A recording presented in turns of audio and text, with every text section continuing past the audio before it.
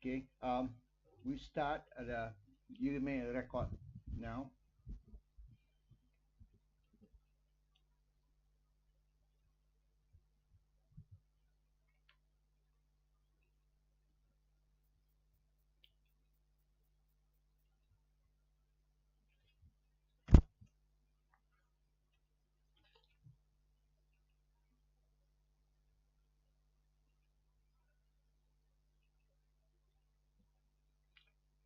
And this, I put this into the slideshow. So industrial policies in the United States increase competitiveness, offer tax incentive, loan guarantees, low interest rate. One of them is export import banks. So we're gonna study what happened to the in the graph. Okay, this is with a loan guarantee. This is example of a quantity of loanable funds, millions, and interest rate.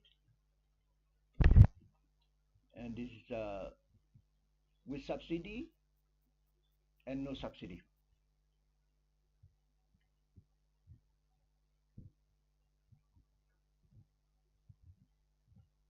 Okay, with a loan guarantee, Japan Airlines company gets a loan on better terms than it could in the private market. However, American taxpayers bear the risk that the loan will not be repaid. Also, the US economy is made poorer because scarce resources are redirected from higher value users toward lower value users.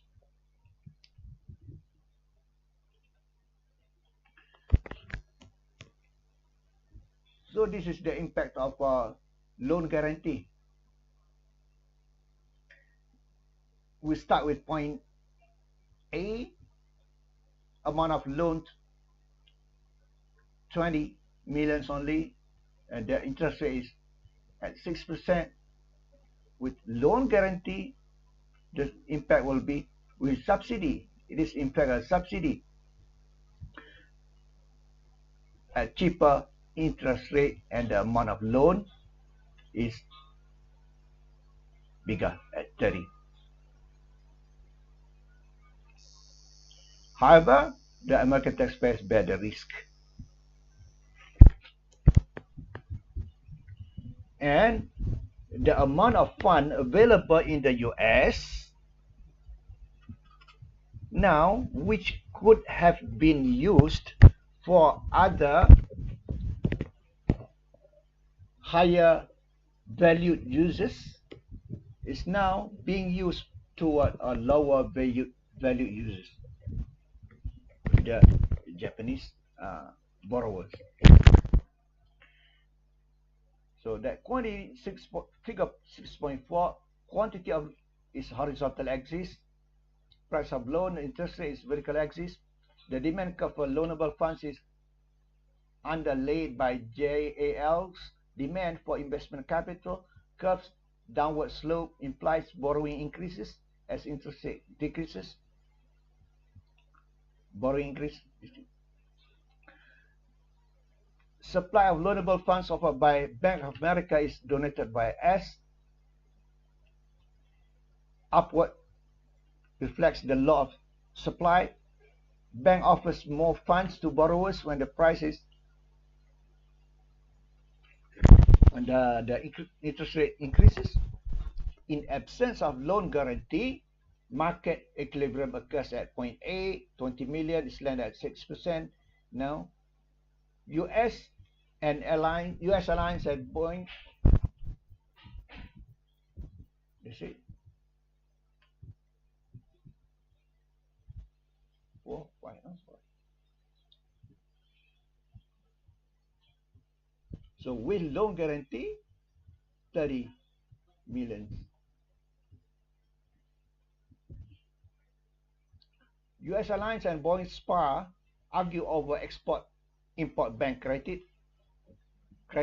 In 2014, US Airlines opposed cheap credit from Exim Bank to foreign countries and companies. credit extended at below market rates, put U.S. airline industry at cost disadvantage. Delta Airline in the U.S. export credits help Boeing and negatively affects U.S. airline industry. This is Export-Import Bank, to export airplane, for example, to Japan at a lower interest rate, which is guaranteed loan, with loan guarantee. So what happened? This export and import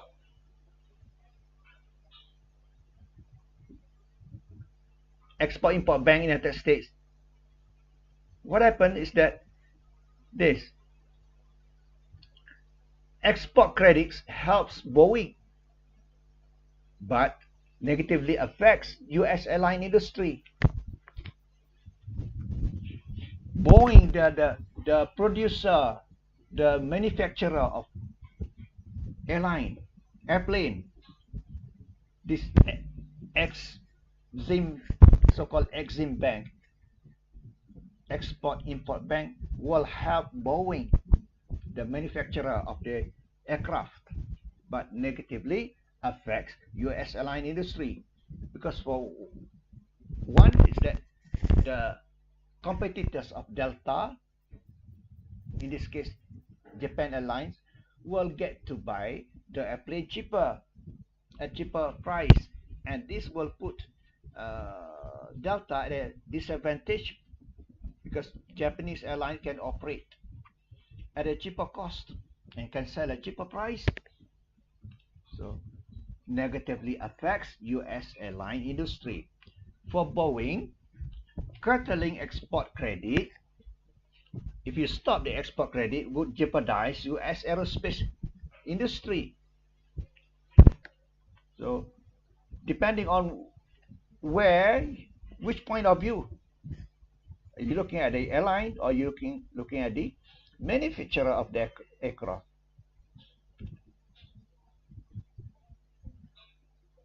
U.S. solar industry dims as China's industrial policy lights up. This is a example only. Let me go to another. This is 14th edition.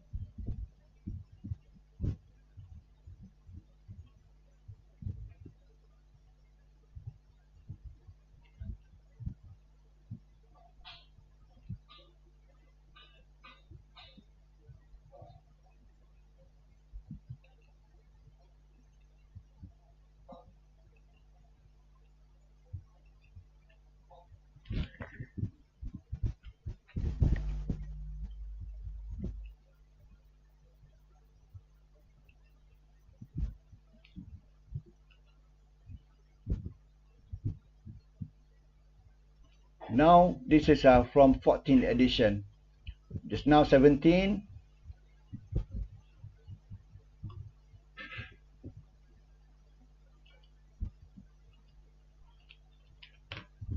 Oh, this is same.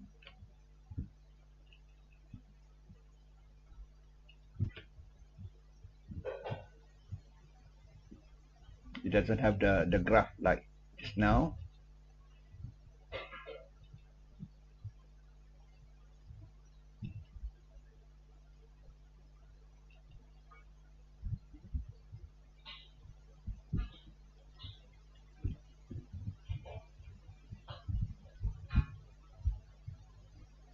But however, this 14th edition gives more meat on the trade adjustment that we did the other night.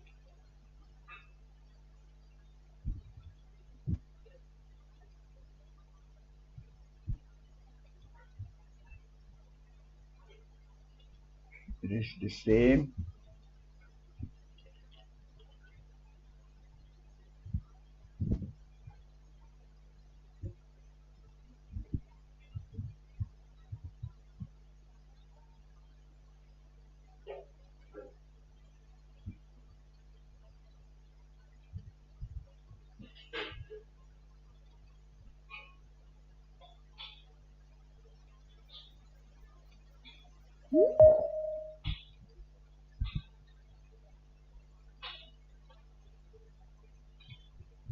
So this is a type of industrial policy: increase competitiveness of domestic firms, offer tax incentive, low guarantees, low interest rate, agriculture policy, support for shipping, shipbuilding, energy industry, defense spending, manufacturing industry. These are more meat to the notes.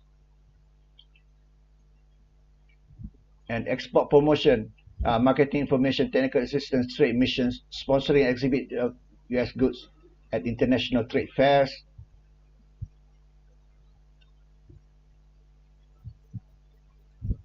Establish overseas trade centers, export trade association, export trading companies, export subsidies, low cost.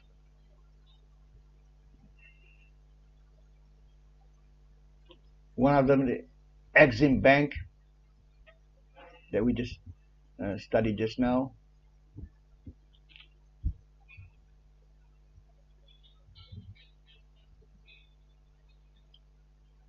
Direct loans to foreign buyers when private financing is unavailable. Special program to promote U.S. exports of environmentally beneficial goods and services.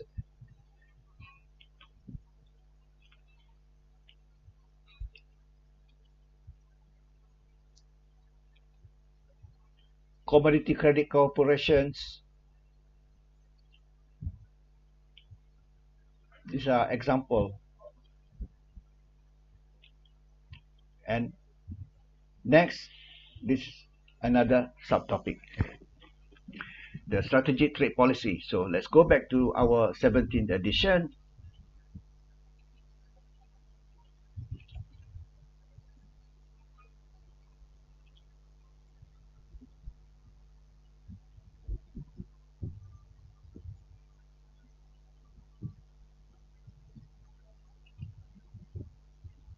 So tell me that you're still seeing the slide.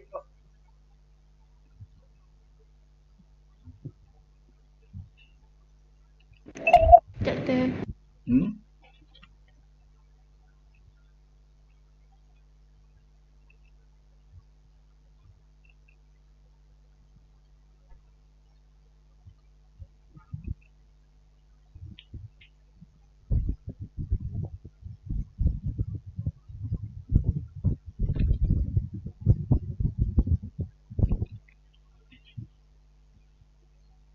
Okay.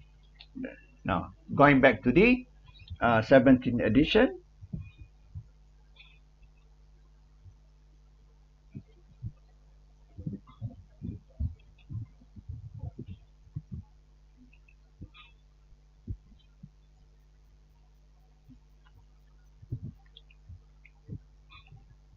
And this, I'll go quickly. U.S. solar industry deems as China's industrial policy lights up. Bankruptcy of 3 American solar power companies leave China in dominant position. Chinese government's effective industrial policy. I'm gonna read quickly because if it's not important, I just go quickly. If it's important, I stop and explain. Glut of supply of weak demands, and in 2010, President Obama visited this company, and default on government guarantee loan was seen as a symbol of failed industrial policy. Just like what Trump did, he wanted to make sure that the companies in Alabama, I forgot, Alabama or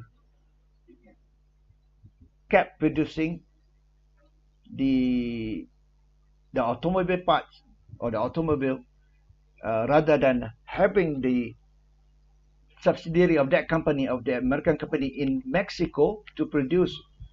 It ends up that the cost is high in the US and the product is not competitive. So that's one example of failed industrial policy.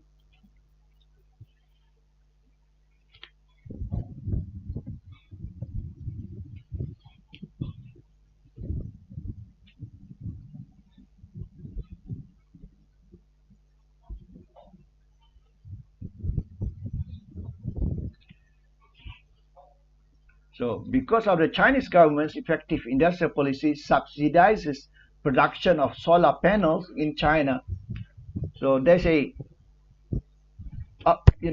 can buy cheaper from China. They say glut of supply with weak demand depresses prices and profits.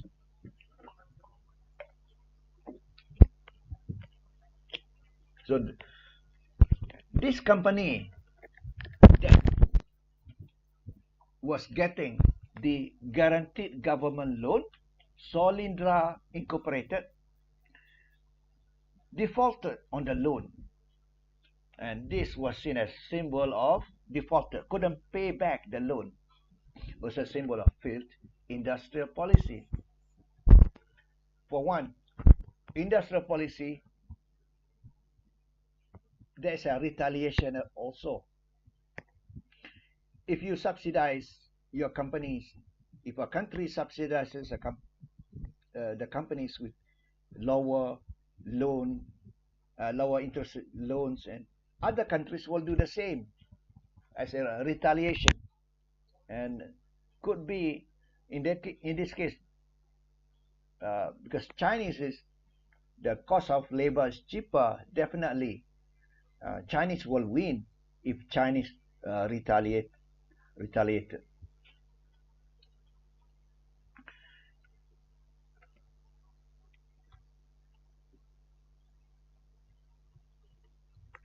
Carrier Incorporated agrees to keep jobs in Indiana. Oh yeah, this is the one.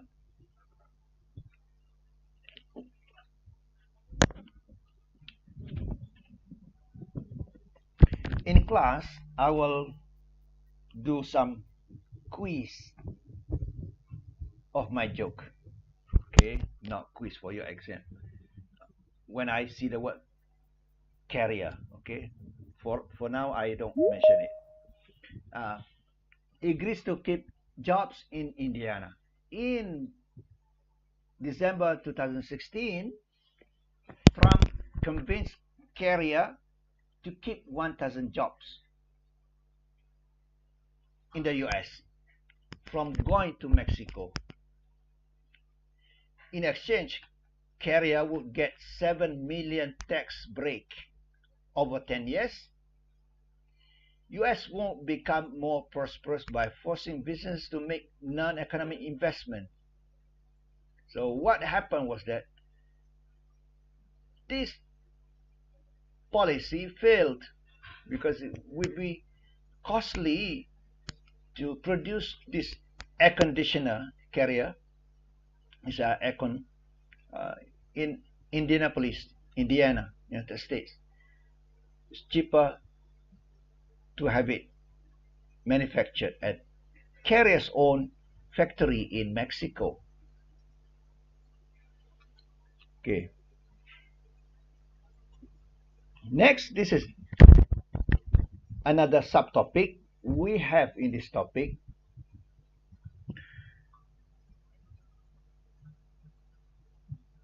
Let's go back to our outline, and we began with the tariff situation of the states, and Smoot-Hawley Act or law was the so-called defining moment for very high tariff in the US. So, and then we study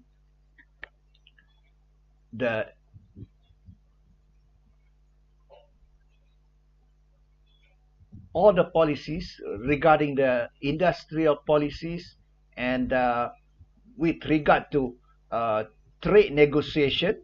This is trade negotiation, the authority given to the president, and the safeguards, the escape clause in the negotiation, in the agreement. And next, we study about the remedy. Countervailing duty is the remedy for subsidies. if the domestic firms are injured, that if there is a proof of material injury to the domestic economy, domestic producers, companies, if there is a proof of material injury, so countervailing duty will correct that. So countervailing duty is a remedy. So most economists support this countervailing duty because it brings back to the original level playing field. Countervailing duty and anti-dumping duty. Countervailing duty for subsidies, against subsidies. Anti-dumping is against the dumping, to correct as a remedy. Anti-dumping duty, Section 3.1, trade adjustment, industrial policy, and second last is strategic trade policy. And lastly, economic section. This strategic trade policy, you can think of it, it's like a big push toward certain industry. Like in Malaysia, there was a big push toward automobile industry, car manufacturing, with the launch of Proton in 1983, and with first Proton came out in 1985. There was kind of strategic trade policy, big push toward industries or heavy industries in Malaysia. In Korea, the so-called HCI, heavy chemical industry, there was a big push during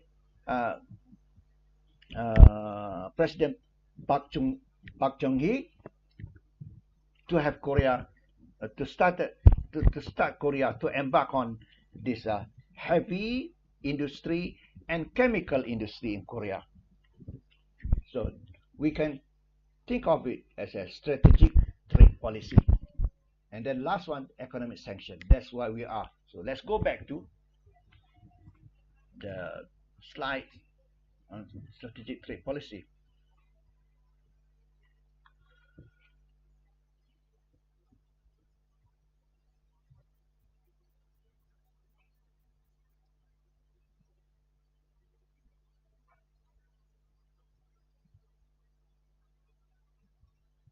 Surprisingly, let me check. Did we have a graph for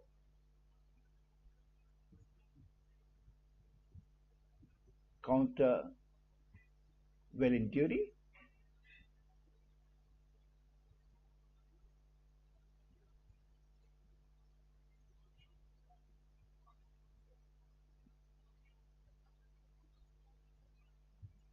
Anti-dumping duty? Remedies?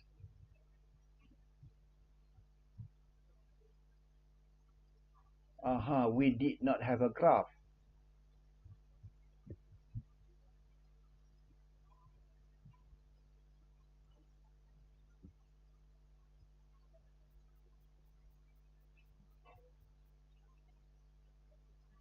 I'm going to go to chapter edition 14.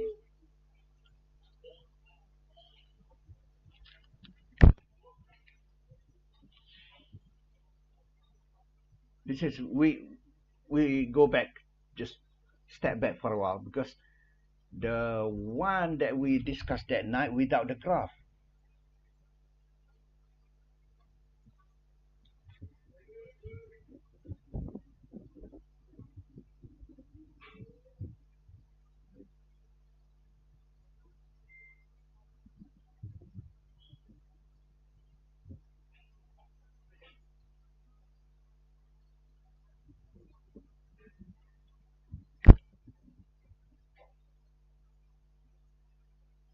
Okay, now we step back.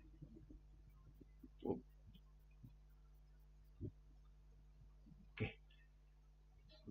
Countervailing duty Export subsidies unfair. Importing countries can retaliate by levying countervailing limited to the amount of foreign export subsidies to increase the price of imported goods to its fair market value. And objective is to offset the unfair trade practices by foreign nations. We export sales at prices below the average total cost of production. This is dumping, okay, against dumping. And price discrimination. So foreign firms sell in the US at lower price than their own country. So investigation to evidence of material injury. This same like before. Anti-dumping duty tariff equal to the margin of dumping. Increase in price of imported goods. Decrease consumer welfare. Yes, this is the graph. I think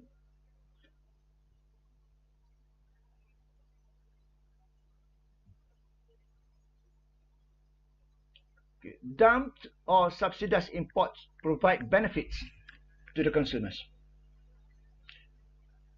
If imports are finished goods and to consuming producers that use the imports as intermediate inputs into their own production. So this is fair trading. And this is with subsidy. Fair trading is 600. Unfair because of the dumped or subsidized imports at 500. Consumer surplus previously here in Canada. With unfair trade, consumer surplus increases. This is what it is.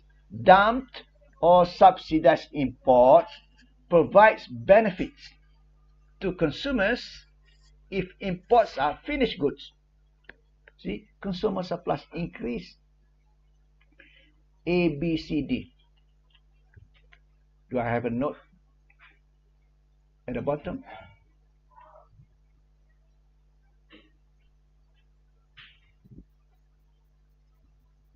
Okay, let's go through. And also to the consuming producers that uses that import as intermediate inputs. However, on the other hand, this dumped or subsidized imports. Subsidized imports mean export subsidy by the other country.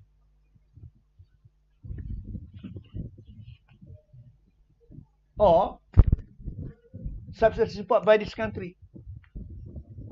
So they inflict cost on the import competing domestic producers that manufacture finished goods that's competing with the foreign goods.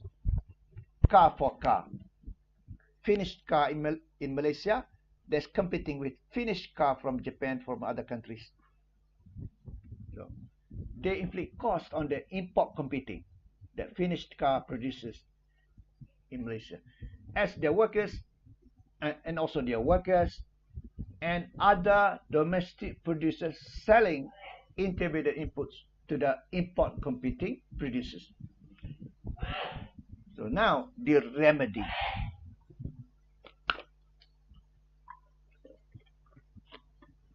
This I explained in my video. YouTube videos now, because of the demand in the iron ore. This is upstream. What is upstream? Not yet processed, the raw. As the products are processed, that's what we call downstream. In the upstream, there's because of lower price, demand for the iron ore moves to the left, because can buy cheaper the product, the finished product from in this case from Korea, because Korea is dumping the product the finished product. This is the steel, okay, not the finished product, the steel in the US. So the iron ore, when we talk about steel, the raw material is iron ore. So the demand for iron ore decreases, shift to the left. However, the supply of the auto industry, the finished auto, the car, finished car, which is downstream, more processed. These stages of production, okay? Upstream, not yet processed. Downstream, more processed. Greater, being processed. Increase in the supply. So, anti-dumping duty will correct that, will be the remedy for the dumping. Similarly, countervailing duty will be the remedy for the subsidy. So, anti-dumping duty or countervailing duty, whichever it is, anti-dumping for dumping, as a remedy for dumping. Countervailing duty is remedy for subsidy. Inflicts cost on consumers if imports are finished goods. So what countervailing duty is? The effect is going to bring back from 500 the price to 600, bring back to the original free trade or fair trade situation. Will bring back. As a result, this will inflict cost to consumers if imports are finished goods, and on consuming producers that uses the inputs as intermediate inputs into their own production. On the other hand, the benefits are provided to import competing producers.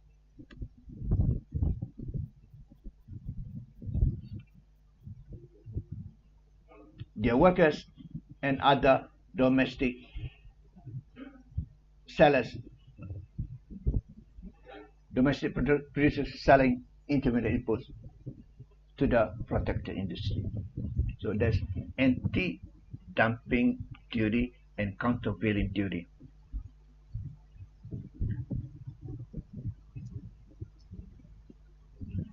So we didn't have in our 17th edition, this is 14th edition, consequences of anti-dumping duties, protection against foreign dumping. Anti-dumping duty or countervailing duty decreases the decrease in the consumer surplus more than offset the increase in the producer surplus.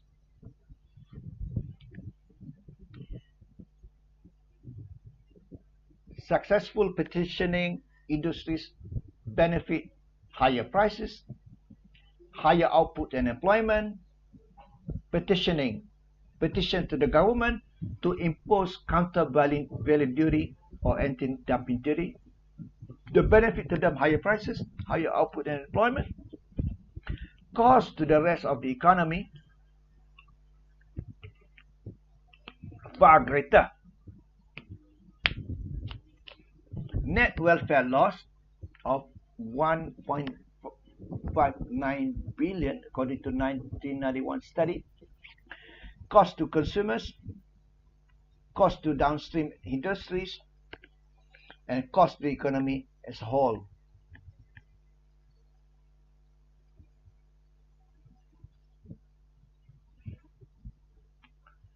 Because the consumers will lose what they gained earlier, will lose A, B, C, D, because it brings back to here, A, B, C, D.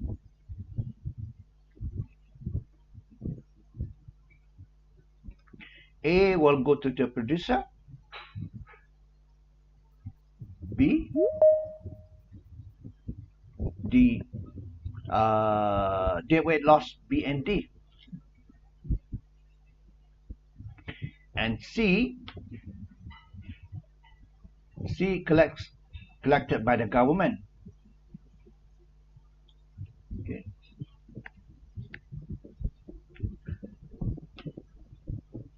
So in terms of welfare, there's a loss, welfare loss.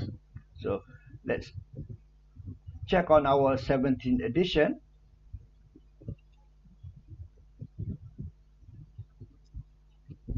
This is still 14. Far greater. The cost to the rest of the economy, the decrease in consumer surplus, the debt decrease that big. A, B, C, D, E. No, there's no E.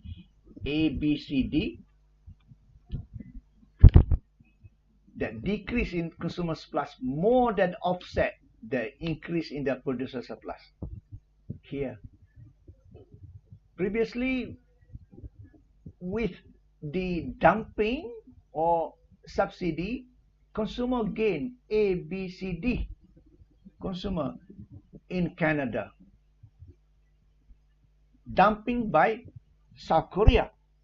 Consumer in Canada benefits A, B, C, D. Countervailing duty or anti-dumping duty will bring back to this price of 600. Consumer lose this A, B, C, D. And we read here, decrease in consumer surplus more than offset. It is bigger than the increase in producer surplus. The loss by consumer A, B, C, D more than offset the loss by consumer surplus.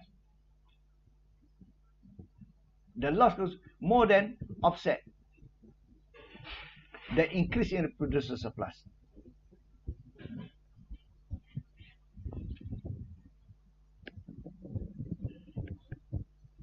The producer surplus increased by A. Producer surplus increased by A only, but consumer lost A, B, C, D. That's what it means. More than offset. Higher prices, higher output and employment, but the cost to the rest of the economy far greater. This is according to the study. So we cannot see from the graph here. According to the study, net welfare loss of 1.5 billion. But we can calculate here, given this as 100 times this 100, yes, 100 times 100 is, and divided by 2, because and plus this, and so B plus D, you can calculate the net welfare loss to the economy. Whatever the example here in this graph, but this is actual study. This 1.59 billion. Cost to consumers, cost to downstream industries, and cost to the economy as well. How? Downstream. This is downstream. Bring back to this, to the original. Go back. The supply goes back. So the price goes up. The quantity reduces to QO. Go back. So what it is? Anti-dumping duty or countervailing duty, whichever one, you know, you must remember, countervailing for subsidies, anti-dumping for the dumping, will bring back to the original. So downstream, the finished products, the more finished, the more processed, will have the negative impact cost to the downstream, and also cost to the economy as a whole, with the two B and D, the dead weight loss. Let's go check this same topic with our 17th edition. Oh, this is 14. This is 17th edition.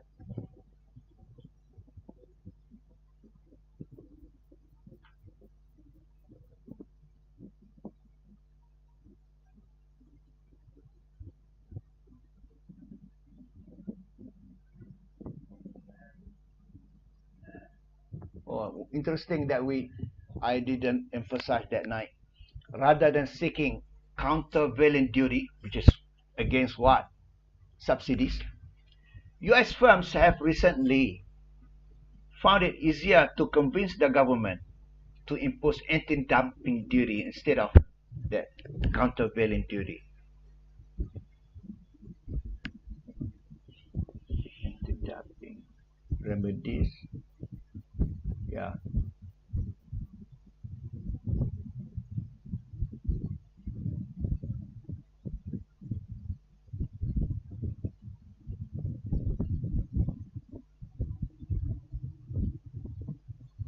So let's read here so that we make sure we cover both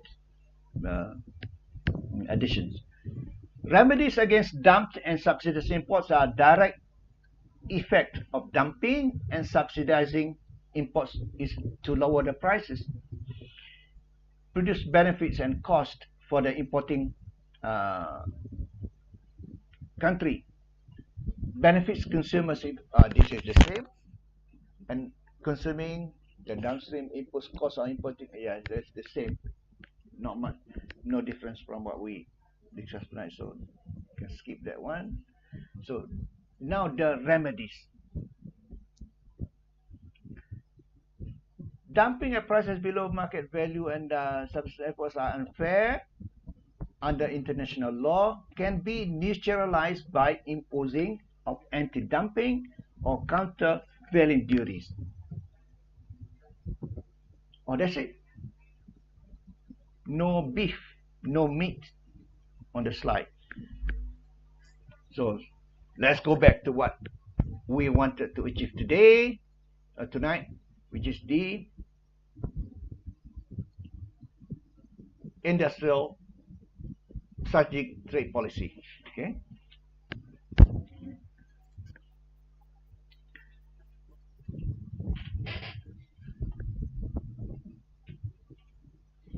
Let's begin with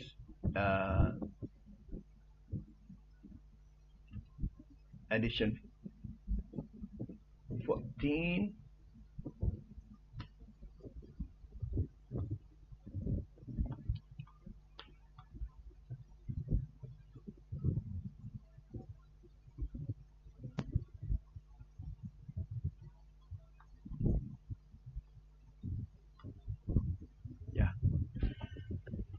Government help domestic companies to capture economic profits from foreign competitors. Support for certain strategic industries, like in the case of Malaysia, supporting the manufacturing of automobile cars specifically. Like in the US, supporting the airline aircraft manufacturing. Important to future domestic economic growth, these strategic industries, they are considered important, provide widespread benefits, externalities to society, create jobs, create more learning and so on. Imperfect competition, potential to attain long-term economic profits.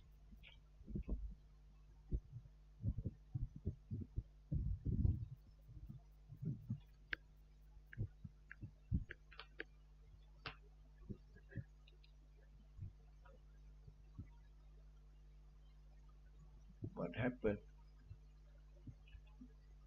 Jumping. Okay. So this is one example of strategic trade policy. This is what we call prisoner's dilemma. Hypothetical payoff matrix, millions of dollars without subsidy, with European subsidies.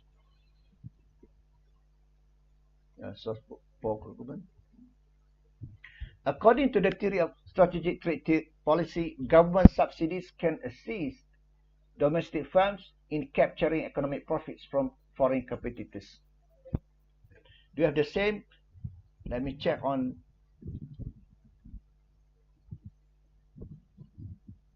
17th edition.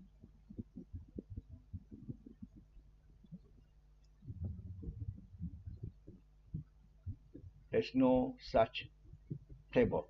So let's go back to the 14th edition. This is Airbus Boeing payoff matrix. And you study this in microeconomics. This is with European subsidy. So Boeing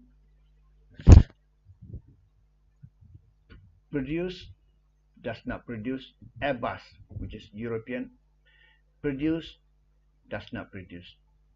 So if Boeing produce and Airbus produce, so the payoff matrix is -5, -5, both produce. If Boeing produce, Airbus does not produce, 0, and Boeing gains of 100.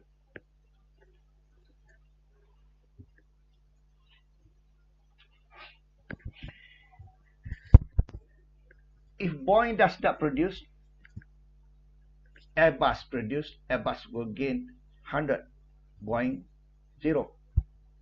If both do not produce, 0, 0. Okay, this is without subsidy. That's the situation. Now with European subsidy, the situation is that this: if one produce and the other does not produce, the one that produces gain 100. Similarly, and now with European countries subsidizing their aircraft industry. So now,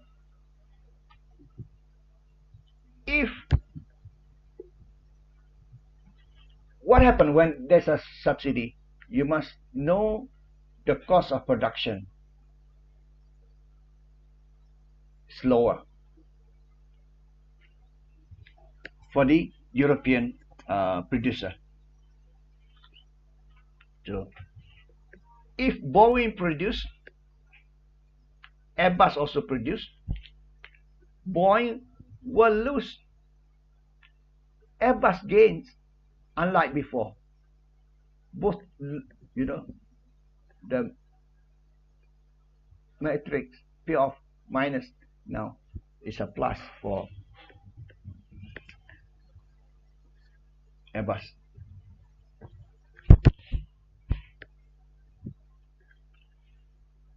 If Boeing does not produce, Airbus produce, is completely, huge gain for Airbus. Instead of before 100, now 110.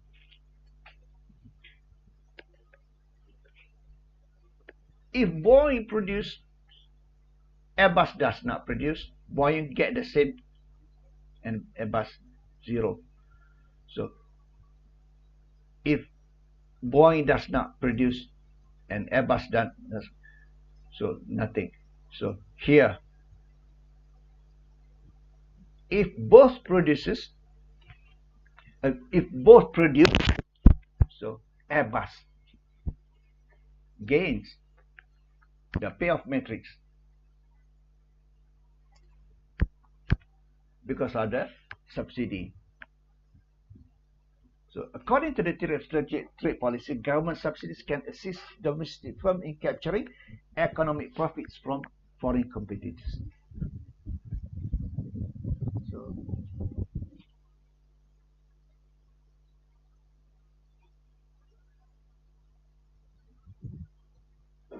critics. Let's go to 17th edition.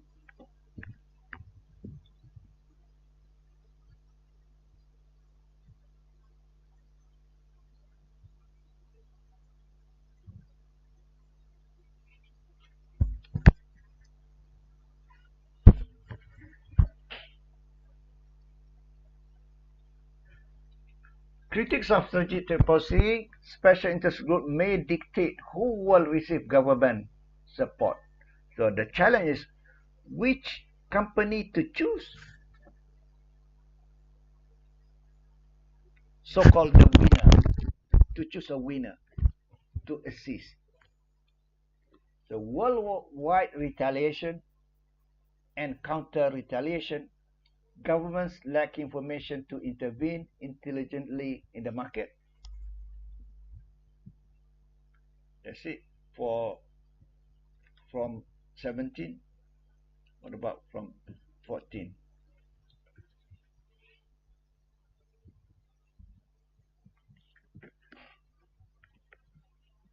So what is the most important here is this.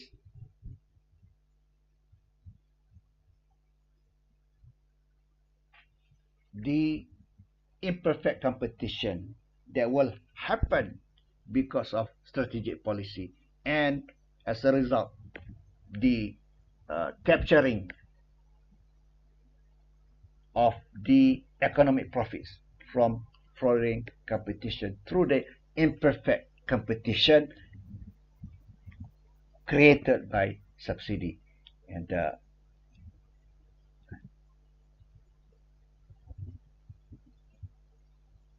this imperfect competition, the potential to attain long-term economic profits through subsidy, that in the end, hopefully, let's go to the your Airbus can kick out Boeing from competition. If this happen here, Airbus produce, Boeing does not produce. So 110. This is the payoff metric if that happens. But in reality, that's not gonna happen unless something happened to the Boeing itself in terms of the quality. If you recall back the disaster of Max 800, and Boeing stopped the production of Max 800 because of the incident a few years back, maybe about 2 years ago, the crash involving Max 800 from Boeing. Unless that continues, this corner can happen, but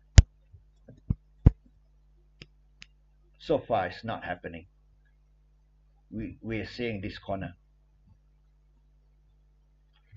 through strategic trade policy, the upper corner.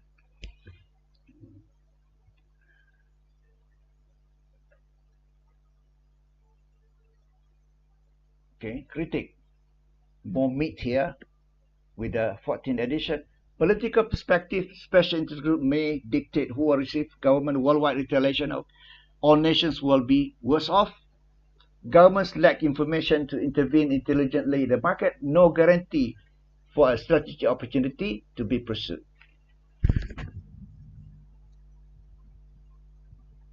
So finally, in this topic is the sanction, economic sanctions.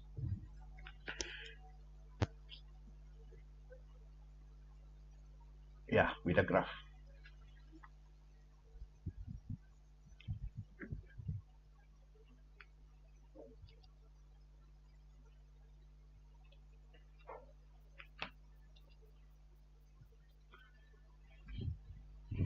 The imposing nation initiates the economic sanction, US on China, US on other countries. Boycotts on imposing nations' exports, quotas on imposing nations' imports from target nations. Financial sanctions are also limitation on the official lending or aid. The target nation's unused production capacity, inward shift of production possibilities curve. As a result, the nation that's being sanctioned, oh yeah, US sanction on North Korea, US sanction on Russia, these are examples. Economic inefficiencies, hardship on the population and government, reduced growth rate. Oh yeah, this by United States, Iran, Pakistan, Cuba, Iran, Soviet Union, South Africa, Iraq, Serbia, Haiti. Oh, this is the why, the reason. This is the impact of economic sanctions.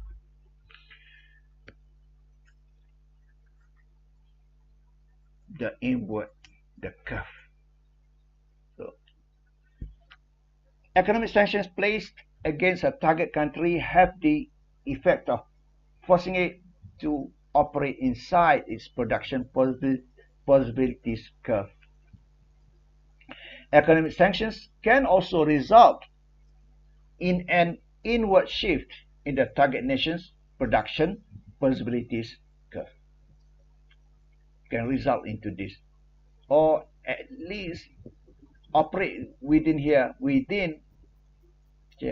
but can eventually move the PPC production possibilities curve inward after the sanction and reduce economic growth as well, and even reduce the size of the economy of that country being sanctioned.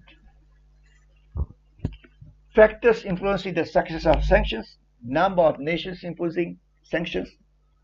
Very more the number, the more greater the result. Degree to which the target nation has economic and political ties to the imposing nations. The higher degree of ties, economic ties, import, export, and loans and financing, everything, the more successful. The extent of political opposition at target nations,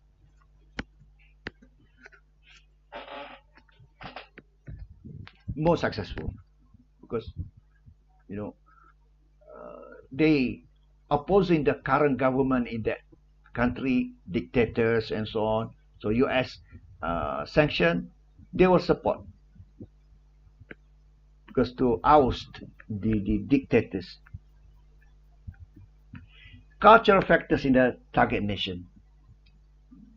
If the target nations, can express themselves freely, can go to the street, demonstrate,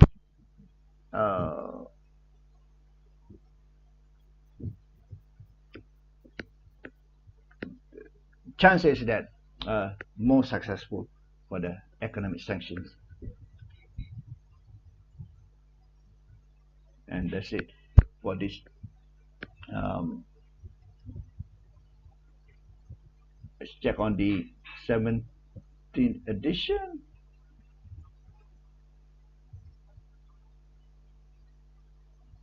Protect domestic economy, reduce nuclear self-composition, combat international terrorism, preserve national security, human rights, sanction, financial sanction, imposing nation, target nation.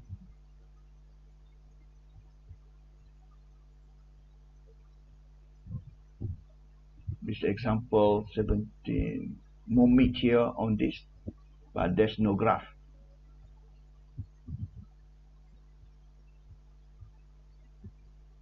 This is the latest. Russia hit by sanctions over Ukraine. Putin sent troops to Ukraine, and US and other imposed economic sanctions against Russia. Sanctions hurt Russia, but have not yet effectively achieved the desired result. Not getting the result so far until today, as we speak.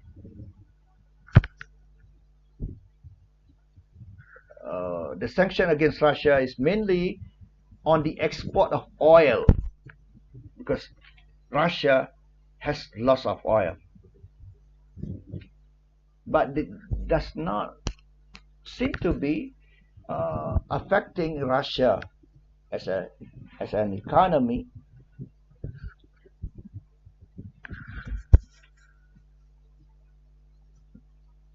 So far, and that's the end of the slide. So next topic is topic 7. Let's have a preview.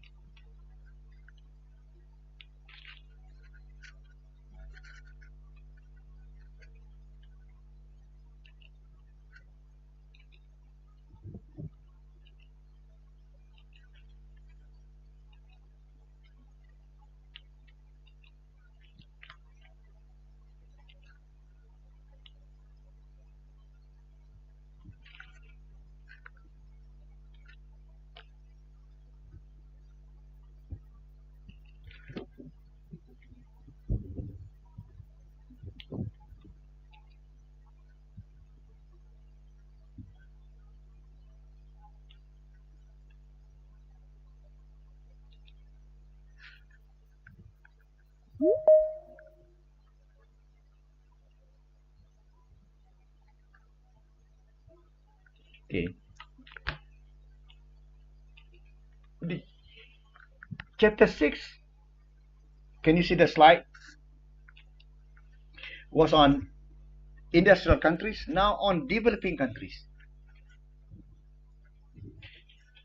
Chapter 7.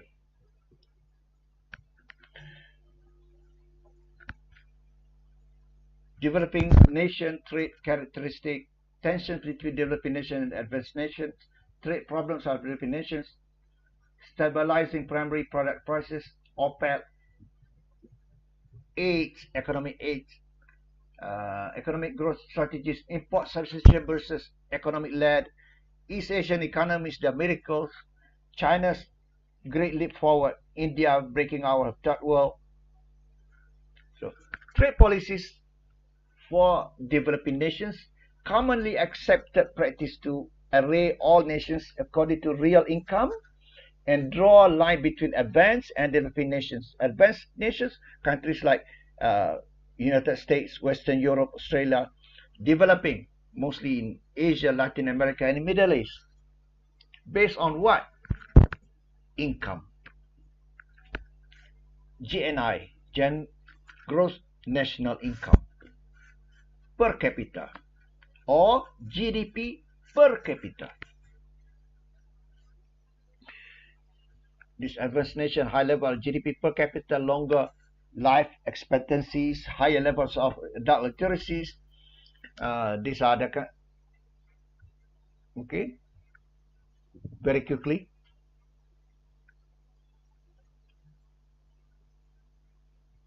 Higher literacy, the rich countries, longer life expectancy. And now the characteristics of developing countries or nations, highly dependent on advanced industrial countries. Imports mostly originate in advanced nations that come from advanced countries. The imports that come into developing countries, those products come from rich, advanced industrial countries. Historically, export primarily in primary products. What they export, these developing nations? Primary export, agriculture, raw materials, fuels. and simple manufactured goods. Textile, shoes, labor-intensive, low-tech. In the last 30 years, many developing nations have increased exports of manufactured goods and services, including Korea, Malaysia, joined the League of Manufactured Goods Exporters. Developing nations moving into export of manufactured goods, investment in human capital and technology, higher education levels, higher capital stocks per worker, improvement in transport and communication, trade reforms, liberalization of trade barriers after mid-1980s. The poor nations need to take advantage of international trade problem. Advanced world increased barriers to them, to the imports coming from developing nations. Other problems, structural weaknesses in the developing poor countries, including the institutions and so on, corruptions and everything, non-existence or inadequate institutions and policies, law and order. I mentioned institution, yes, coming up. The law and order. When there's no law and order, no protection of intellectual property rights, there's no incentive for R&D, research and development. And unsustainable macroeconomic management and public service are inefficient. So, what are the problems of developing countries? I extend a few more minutes because tomorrow our class will be cut by 1 hour. I have to attend the convocation to honor my students. What are the problems of developing nations? Unstable export markets. Exports of these developing nations concentrate in only one or a few primary commodities which the prices are unstable, up and down. Instability of prices and producer revenue, low price elasticities of demand and supply, low price elasticity. Changes in demand induce wide fluctuations in price when supply is inelastic.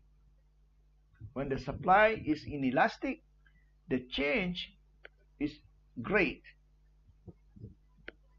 wide fluctuation in prices.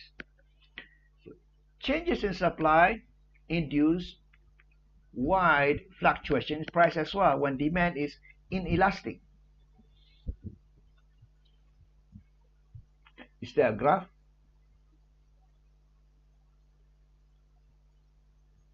No graph. Let's check on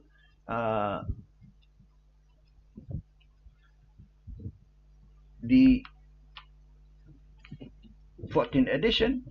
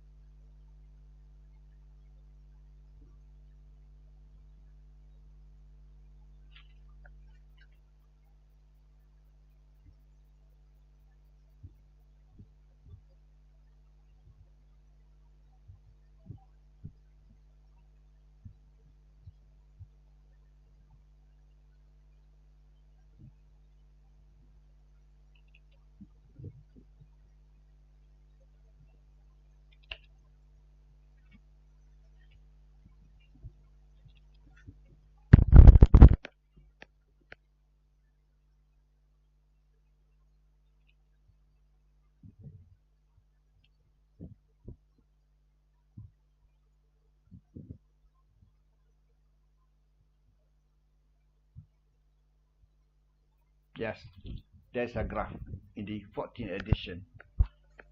The first problem of the developing countries is unstable price of their exports.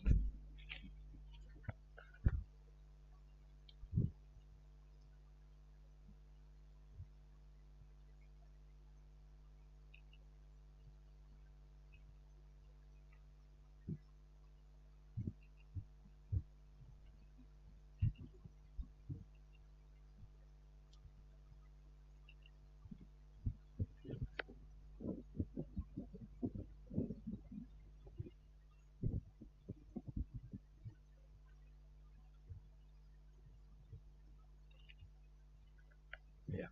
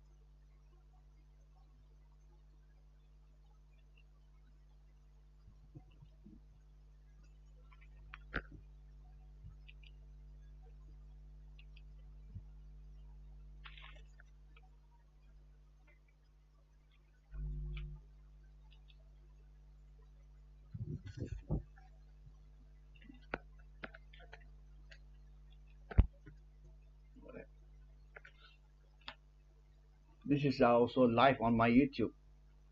Yes, I make sure this slide is shown on the YouTube. Okay, here.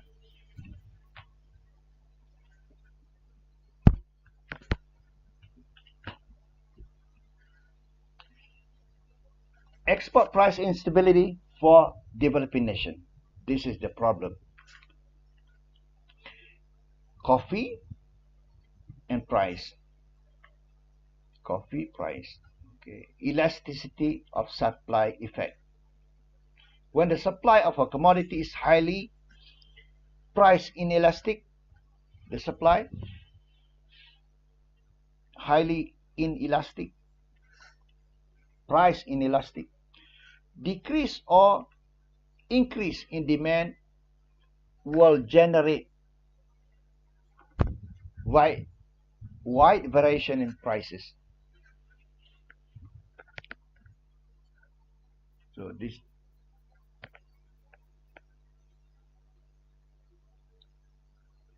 increase or decrease in demand. In this case, the decrease in demand.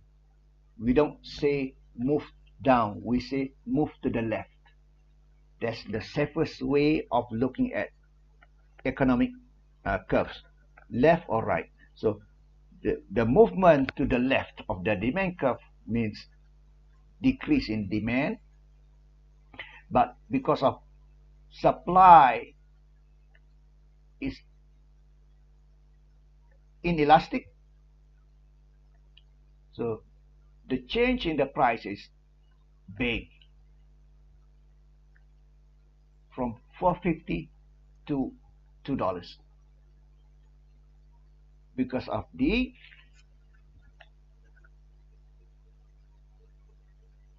highly priced inelastic. The decrease in the demand or increase in the demand will generate wide variation in the price. So when the demand for a commodity is highly priced inelastic, this second graph, increase or decrease in the supply will generate wide variation in the price or fluctuation in the price.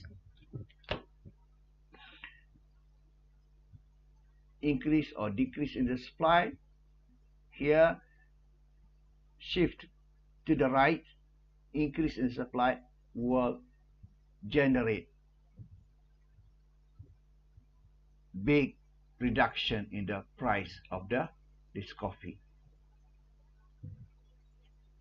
This is the export price instability. When the demand is highly price inelastic,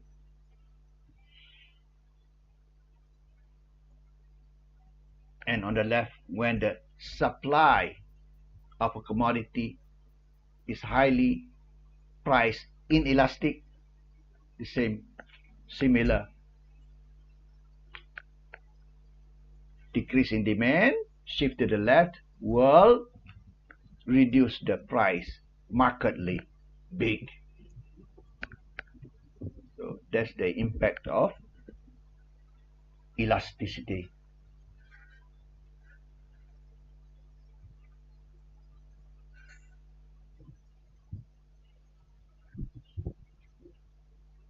So let's go back to the 17th edition.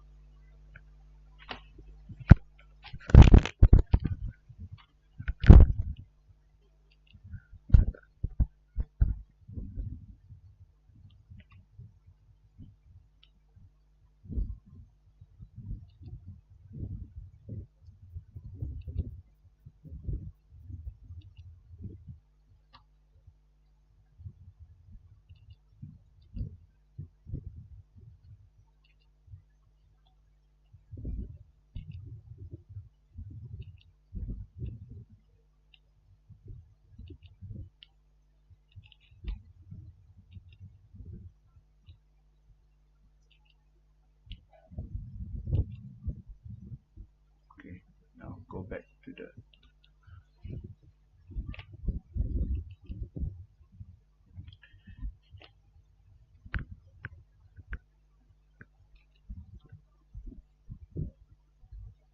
falling commodity prices threaten growth of exporting nations.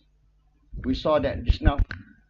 Inelasticity of supply or inelasticity, highly priced inelasticity of demand and highly priced inelasticity of supply of those commodities.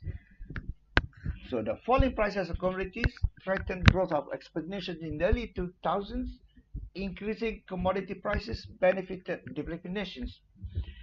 I remember 1997, there was a food crisis, 1997, prior to the East Asian economic crisis of financial crisis of 1997-98. There was 1997. Wait, yes, 1997.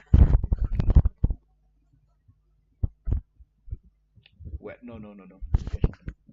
Sorry, different. 2007. 2007, I recall, there was a food crisis, droughts. Thailand, for example, affected. Vietnam affected by droughts. The production of rice reduced at that time. The price of commodities like rice was high. There was in early 2000s, according to this note. I recall my memory in 2007. Yes. Okay. 2007. Yeah. Leading up to the Great Recession. So 2007, 2008, Great Recession, shrinking economies, lower demand, falling prices. After that, in 2007, there was Great Recession that happened with the subprime crisis. I want to mention right now, many of my students make a mistake. They say 2007, 2008 was the subprime crisis. No, wrong. 2007, 2008 was global economic recession. 2007 and 8 global economic recession that happened following after the subprime crisis in the US that happened earlier in 2005, 2006. Subprime happened in the US only in 2005, 2006. With the collapse of the housing market in the US. Before the collapse, many banks were greedy to give loans to anyone that come to the bank. Anyone, even with no jobs, will get a loan in 2004 and 2005 still. Because the housing market was rosy, nice, high.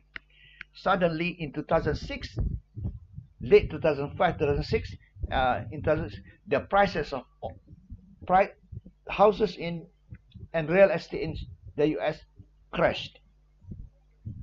At the same time, already before the crash, commercial banks, notable one was Lehman Brothers, already repackaged the mortgage into securities, what we call mortgage-backed securities, and sold it at the Wall Street Stock Exchange. So the culmination of the subprime crisis was Lehman Brothers, the commercial bank, went bankrupt.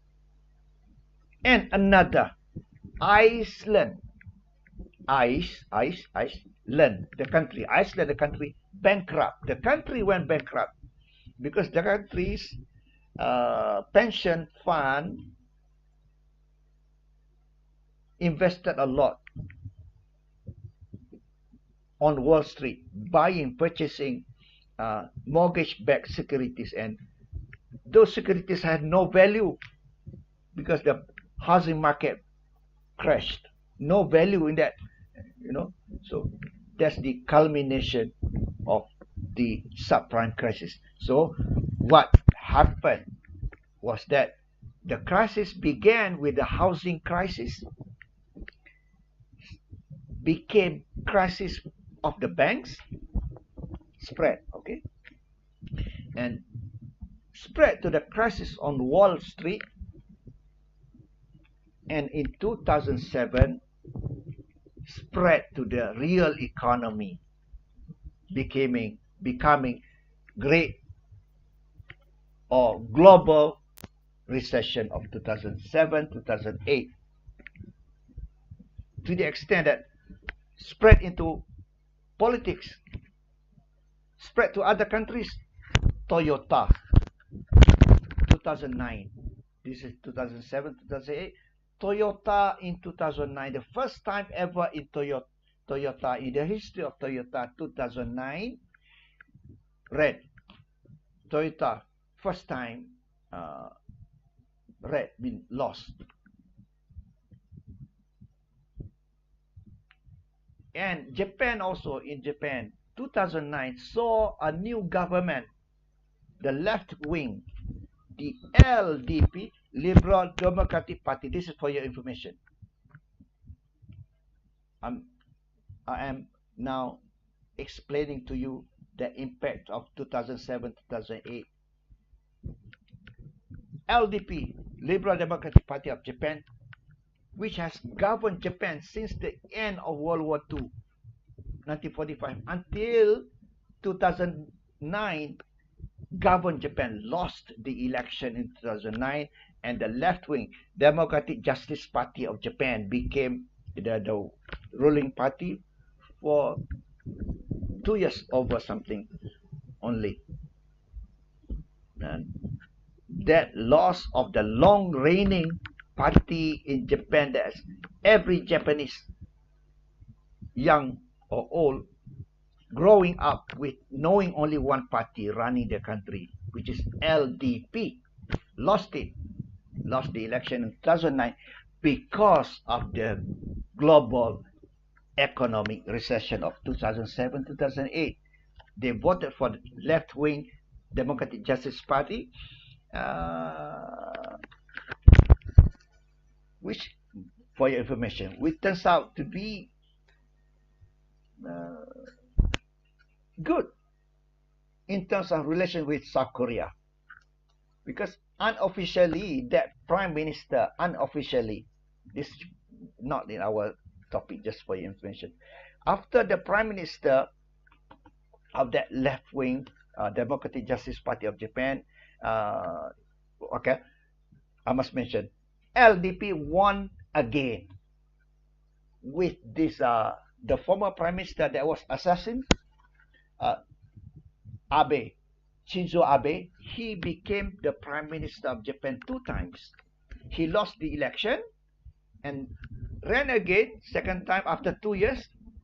The economy was getting better, the global economy getting better after 2007, 2008, in 2009, 2010, 2011. LDP won again. So Shinzo Abe became prime minister the second time. He was assassinated during the election, the last election in Japan. That at that time he was not a candidate. He was campaigning for LDP. He got shot by this crazy guy, and there's another story with homemade guns. I don't want to get into that. Yeah, just I mentioned just now, the former prime minister, that short time of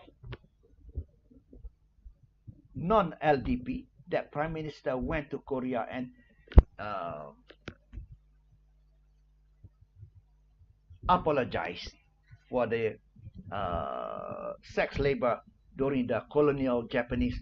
Into 1910, Japan colonized Korea, 1910 until 1945, 35 years of colonization by Japan in Korea. He apologized as a former prime minister. Until today, South Korea demands the official apology from Japan. That turns out to be the rift between Japan and South Korea relations. However, with this current President Yoon, the relations between Japan and Korea is being mended and on good footing because of too long to want to get to that. So now